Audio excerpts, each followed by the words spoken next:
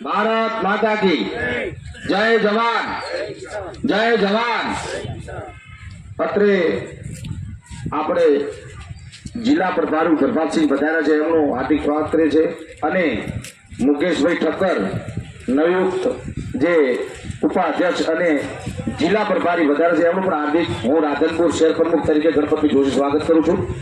અને દરેક ઇમામભાઈ છે, દરેક જસુભાઈ નરસુંબા અને જે આમ આદમીના દરેક એક સૈનિક તરીકે જે આ વધાર્યા છે, એમનું પણ રાધનપુર શહેર પ્રમુખ ગણપતભાઈ જોશી તમારું બધું હાર્દિક સ્વાગત કરે છે। આમ આદમી પાર્ટી એટલે ખેડૂતોની પાર્ટી છે। જે આમ આદમી પાર્ટીનો શબ્દ આમ આદમી એટલે જે આમ લોકોની આ પાર્ટી કહેવાય। જે ભાજપ કે કોંગ્રેસ જે પાર્ટી છે, ભાજપ જે છે ડોક્ટરોની છે, બિલ્ડરોની છે અને ઉદ્યોગપતિઓની છે, અને આ જે પાર્ટી છે ગરીબોની છે। જેને ન્યાય ના મળતો હોય, જેને કોઈ કામ ના થતું હોય, એના માટે જે આ પાર્ટી લડત લડે છે અને લોકોને લડાઈ કરી અને લોકોને ન્યાય માટે જ આ પાર્ટી લડે છે। જેથી આ આમ આદમી પાર્ટીનું એક અમારું સૂત્ર છે કે જે જગ્યાએ સતત 30 વર્ષથી કચરો જે ભરાઈ ગયો હોય તો અમે અમારા નિશાનથી સાવરણાથી અમે કચરો કાઢશું। લોકોના મનમાં ખુશી જો હોય તો એ પણ અમે કાઢશું।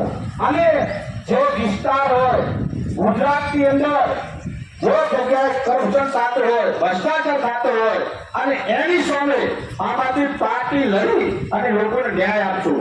અમારે વાત તો રાધનપુરથી જ કરવી છે।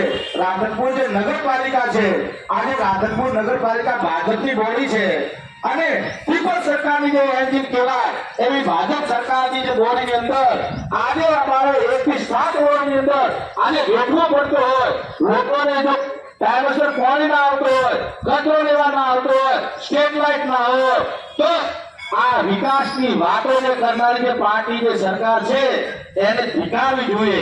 અને જો તમે આ પાર્ટી જો ધિક્કારશે નહીં આ પાર્ટીને તો તમારે વેઠવાનો વારો રહેશે। જે પરિસ્થિતિમાં તમે જીવો છો, જે વિસ્તારમાં તમે જીવો છો, તમે જઈ અને વિસ્તારમાં જે વાત કરો કે આમ આદમી પાર્ટી ખેડૂતોની પાર્ટી છે, આમ લોકોની પાર્ટી છે, એને મજબૂત કરો અને આ પાર્ટીની સાથે જોડાઈ અને આ પાર્ટીને મજબૂત કરશો તો આગામીમાં તમારે આ પરિસ્થિતિ વેઠવી પડશે નહીં। 30 વર્ષના શાસનની અંદર જે લોકો જે વાતો કરે છે વિકાસની, તો મને રાધનપુરમાં વિકાસ દેખાતો નથી। 1 થી 7 રોડની અંદર મેં કાલે જે મુલાકાત કરી છે, 1 થી 7 રોડની અંદર એવી ગંભીર પરિસ્થિતિ છે, એવી તકલીફો છે, દરેક લોકો એવું કહે છે પાણી આવે છે, ગટરનું આવે છે, પાણી નીકળી જાય છે, પણ ટાઈમસર પાણી ના આવે, ટાઈમસર કચરો લેવા ના આવે। લોકો માંગણી શું માંગે? વોટ કરે એટલે લોકો પર માંગણી શું હોય? એમને એક જ માંગ હોય, ટાઈમસર પાણી આવે, ટાઈમસર કચરો લઈ જાય, ગંદકી ના હોય, સ્ટ્રીટ લાઇટ હોય, બીજી કોઈ માંગણી કરતો નથી। એવું કોઈ એવું કહેતો નથી કે અમારા છોકરાને દર મહિને તમે ટિફિન ની વ્યવસ્થા કરીને પૈસા આપો, એવી વ્યવસ્થા કરતો નથી। પણ લોકોને જાગૃત થવાની જરૂર છે। લોકો જો જાગૃત નહીં થાય તો બધાને વેઠવાની પરિસ્થિતિ તમારે છે।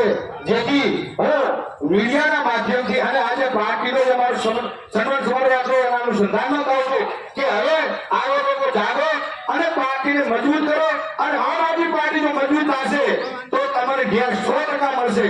કેમ કે અમે જે આમ આદમી પાર્ટીના કાર્યકર્તા છીએ, અમે જમેથી જોડાયેલા છીએ, અમે સામાન્ય લોકો છીએ, અમે આમ લોકો પબ્લિકને શું તકલીફ હોય અમને જે એની વેદના અમને ખ્યાલ છે, એના માટે અમે કરીએ છીએ કે આવો દરેક લોકો આવી અને આમ આદમી પાર્ટીને મજબૂત કરો અને રાધનપુર નહીં પણ ગુજરાતને પણ એવું લાગવું જોઈએ, ગુજરાતનું પરિવર્તન લાવો।